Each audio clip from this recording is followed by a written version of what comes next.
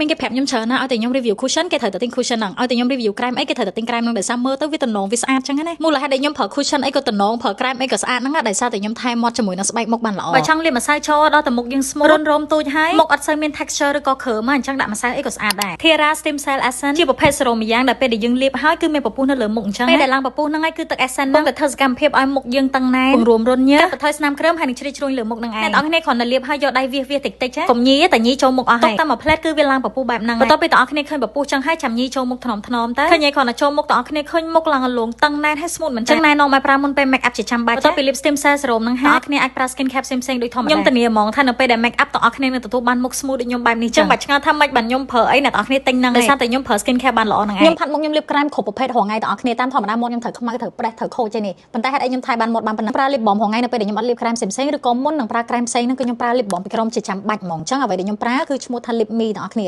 brand ហ្នឹងឈ្មោះថា lips me គឺ natural glow moisture lip balm អញ្ចឹងមានន័យថាវាឲ្យសំណើមទៅលើមាត់ហ្នឹងដល់តែ24ម៉ោងអ្នកនរគ្នាលើលាបឲ្យមើលមកនេះតុនហើយក៏អប់ខ្លាំងហ្មង Oh my god I love it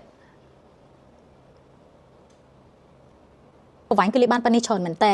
ជាមួយនឹងការថែមាត់ទៅវាដូចមុខយើងចឹងវាត្រូវការផ្ដោតសំណើមត្រូវការការពារមុនពេលដែលយើងដាក់ make up ដាក់ម្សៅស្អិតចឹងមាត់ដូចគ្នាបើអ្នកទាំងនេះចង់ឲ្យមាត់អ្នកគ្នាមានសុខភាពល្អបានយូរលាបក្រែមពណ៌អីចេញប៉ុណ្ណឹងទោះបីលាបច្រើនប៉ុណ្ណាក៏អត់ខ្មៅមាត់ត្រូវតែមាន lip balm មួយតាមខ្លួនជាប់ជានិច្ចហ្មងហើយឧទាហរណ៍ថាបើសិនជាអ្នកមានកម្មវិធីទេនៅផ្ទះត្រូវតែលាប lip balm ជាប់រាល់ថ្ងៃដើម្បីឲ្យវាមានពេលចិញ្ចឹមមាត់យើងឲ្យបានស្អាតដល់ពេលយើងត្រូវការទៅណា make up អីគឺមាត់យើង ready to go ហ្មងអ្វីដែលពិសេសសម្រាប់ lip me lip balm នេះមួយទៀតគឺយើងផ្សំឡើងពី Bivac មានន័យថាកមុនតែខ្មុំអញ្ចឹងទោះបីយើងញ៉ាំអីហើយដោចូលទៅក្នុងពុកក៏អត់ផ្ដល់ផលប៉ះពាល់ដល់សុខភាពយើងដែរអញ្ចឹងវា safe use ខ្លាំងមែនតើអញ្ចឹងគឺលាបទៅវាជួយតែឲ្យស្រស់ស្អាតដែរវាមានជួយការពារអីអញ្ចឹងអ្នកនរគ្នាត្រូវមានរបស់ការពារមកតង់ពីលើមុនពេលដែលយើងលាបរបស់អញ្ចឹងណាតែខ្ញុំលាបនេះមែនតែខ្ញុំលាបពីលើ lip me lip balm ហ្នឹងគឺនៅដដែលអ្នកនរគ្នាសមត្ថភាពក្រែមរបស់ខ្ញុំនៅដដែលមានបាត់បង់តាណាអញ្ចឹងខ្ញុំ recommend ពីមុខនេះខ្លាំងណាស់ Stem Cell Essence ជាមួយ lip me lip balm នេះអ្នកនរគ្នាព្យាយាមលាបជាងថ្ងៃទៅគឺវារក្សាមុខយើងជាមួយនឹងមាត់យើងបានស្អាតអញ្ចឹងថ្ងៃណាដល់ពេលដែលយើងត្រូវ make up ប្រើម្សៅស្អិត cushion ឬក៏ក្រែមអីដឹងតែចេញស្អាតមកហើយផលិតផលរបស់គាត់ទាំងអស់គឺធានាដោយក្រុមហ៊ុន Samsung អញ្ចឹងតើអ្នកគ្នាមិនបាច់ភ័យបារម្ភទេណាបើតើអ្នកគ្នាចង់ទិញផលិតផលពីរហ្នឹងអាចតាក់ទងទៅកាន់ page របស់គាត់បានណាបាយបាយ